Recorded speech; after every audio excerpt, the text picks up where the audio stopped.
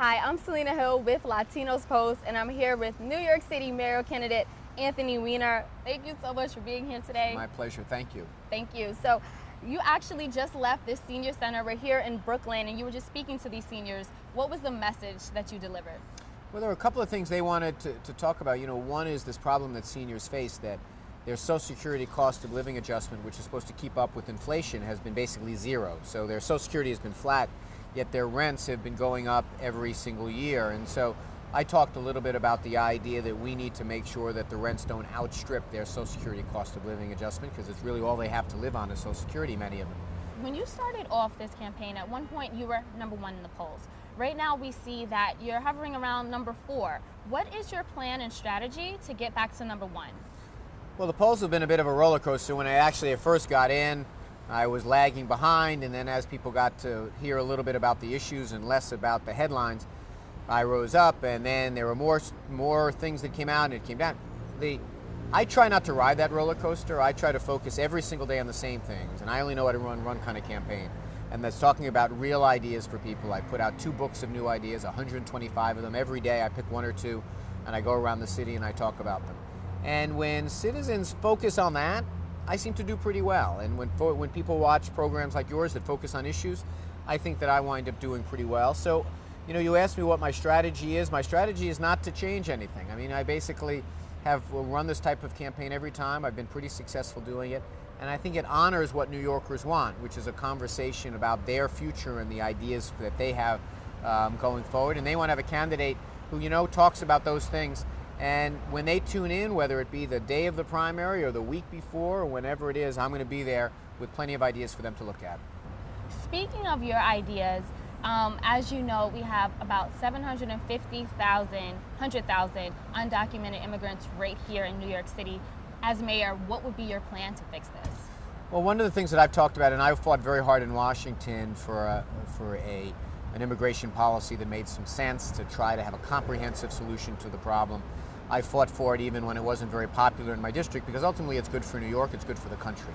I'm not going to have as much power to solve that national problem when I'm mayor, but I can do things to make life easier for the undocumented here. One, I have a proposal to provide an identification card that not only is an ID card that the undocumented can use, but also it's something we would all want to get. It can be used as a Metro card, it can be used as a library card, a discount card at cultural institutions. So there's not a stigma to the card. That's one proposal I've got. Another thing that I've talked about on the campaign trail is that after Obamacare becomes the law in the beginning of January, or after it becomes fully implemented, you're still going to have no coverage for the undocumented. I'm going to create a single-payer healthcare system for New York to cover the undocumented as well. It's not only humane for them, but it also saves the city a lot of money, because otherwise those people are going into hospital emergency rooms with no ability to pay, passing along the bills to all of us. Now, as you mentioned, you were working in Washington for a long time. Based on your track record, why do you deserve the Latino vote? Well, you take a look at, I represented a fairly conservative district in Brooklyn and Queens, where there are a lot of voices saying, they were very against immigration reform. They'd only 55% voted for President Obama. I represented that district, and I could have gone the way that some politicians have gone, try to play the safe route. But instead, I tried to lead on immigration. I served on the immigration subcommittee. In February of 2009, when the president came in and immigration activists came to lobby him to take up immigration reform, I was in the room in the White House with the president, pushing him to do that. Every step of the way, when the Republicans were standing up on Fox News on the floor of the House, beating up on immigration and undocumented, I was out there fighting them every step of the way. Now, there's a lot more work to be done, but I think that I've shown that I understand the issues and I'm willing to fight for what I think is right, and I can be pretty persuasive when I put my mind to it. Oh yes, I remember those debates on Fox News. Right. Okay, last but not least, I would be remiss if I didn't mention the sexy scandal.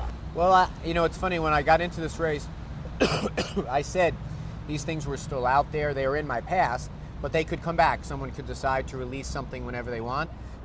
Sure enough, about a month before the primary, or a month and a half before the primary, they came out just like I thought that they might. But they're in my past, and I guess I should have done a better job of saying, okay, this is definitely going to come out, or this person's out there and they may sell their story or whatnot.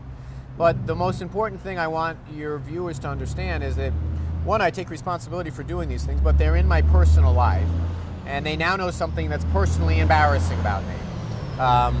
And maybe that's an important thing for voters. Maybe they say, all right, I know that personal embarrassing thing about him and I can't get over it.